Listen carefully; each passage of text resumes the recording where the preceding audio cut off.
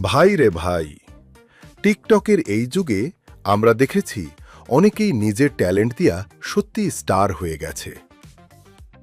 তবে এর মাঝেই আছে একদল আজাইরা কন্টেন্ট ক্রিয়েটর, যাদের না আছে ট্যালেন্ট, না কোনো স্কিল।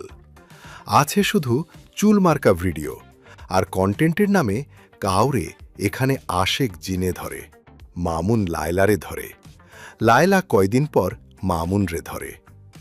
আমাদের দেশে এমন কন্টেন্ট ক্রিয়েটর নামের ধান্দাবাজি দেইখা রাশিয়ান মালও বাংলাদেশের রাস্তায় মেট্রোতে ঘুরে বেড়ায়। আর কিছু না হলেও আগের দিনের মহান সম্রাট, জমিদার, রাজা মহারাজাদের মতো শান্তি রহমানের কোমরদুলানি নাচ কন্টেন্টের নামে ফ্রি দেখা যায়। তবে এবার সামনে আসছে এক রিয়েল ট্যালেন্ট। রিহি নামে এই আপুডারে অনেকদিন ধরেই হয়তো আপনার মনে বা ফোনের স্ক্রিনে শাড়ি বা সালোয়ার পইরা ঘুরে বেড়াইতে দেখছেন। ভাই, যারা ইতোমধ্যে অনেক জল্পনা কল্পনা করে ফেলছেন, তারা একটু থামেন। চাইলে বাসা থেকে বের হয়ে এলাকায় মুড়িওয়ালা মামার কাছে গিয়ে এক পোটলা মুড়ি খেয়ে আসেন।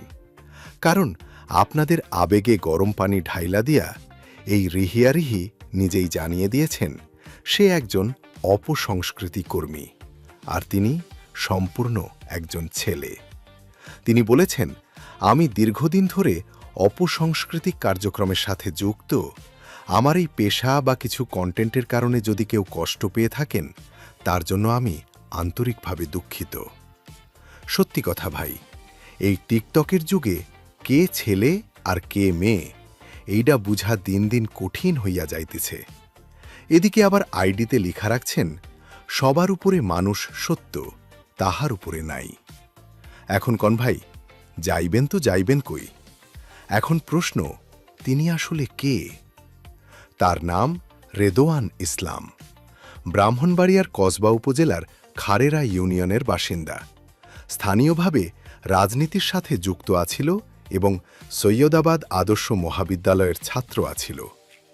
এমনকি ছাত্রদলের কলেজ শাখার সাংস্কৃতিক সম্পাদকের দায়িত্বও পাইছিল।